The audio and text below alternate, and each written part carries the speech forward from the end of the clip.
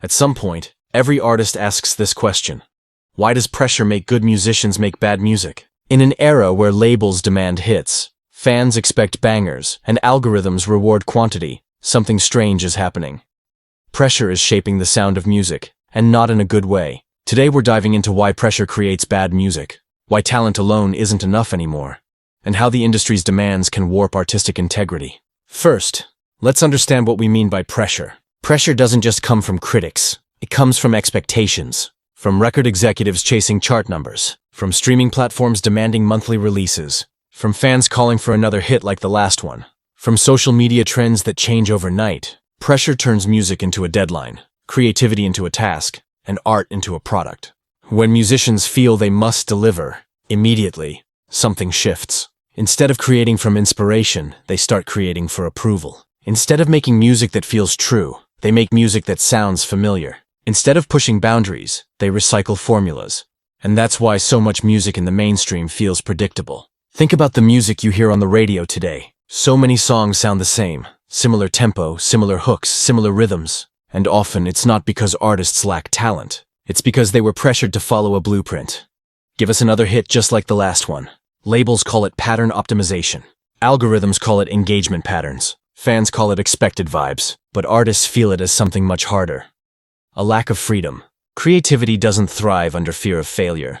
It thrives under curiosity, experimentation, and emotional truth. When an artist is rushed, the process becomes about ticking boxes instead of telling stories.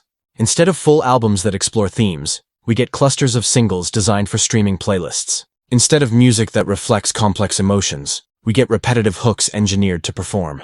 Pressure doesn't just affect sound, it affects mental space. An artist who is always counting streams, likes, and shares is not in a headspace to create from the heart. Instead, they are reacting to data, and that reactionary mindset kills innovation.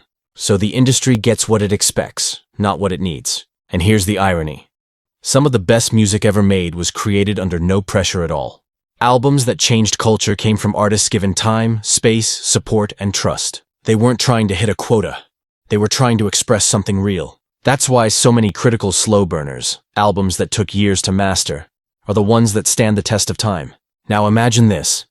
An artist is told to deliver another hit within weeks. They know the formula. They know what worked before. So instead of taking risks, they repeat patterns. Instead of vulnerability, they choose safety. And what gets released ends up sounding lifeless. Not because the artist lacks ability, but because pressure hampered the creative process. Pressure turns art into a factory output, removing emotion and risk, the very elements that make music memorable. This doesn't mean all music made under pressure is bad, but it explains a trend we all feel even if we can't name it. That something priceless is disappearing from mainstream sound. Authenticity, depth, growth. When an artist breathes, experiments, fails, recalibrates, and then creates, that's when music becomes powerful again. And audiences feel it. Listeners can tell the difference between a song made to trend and a song made to connect. So what's the lesson? Pressure creates deadlines. Creativity needs space. When artists chase numbers instead of emotion, the result is music that performs but doesn't resonate. Music isn't a spreadsheet, it's a story. And stories need room to grow, not pressure to conform. If we want better music, real music, we need to value quality over speed, truth over predictability, and possibility over pressure.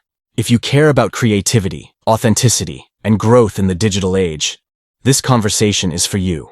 Like, comment, and subscribe for more deep insights on creativity, music, culture, and the business behind content.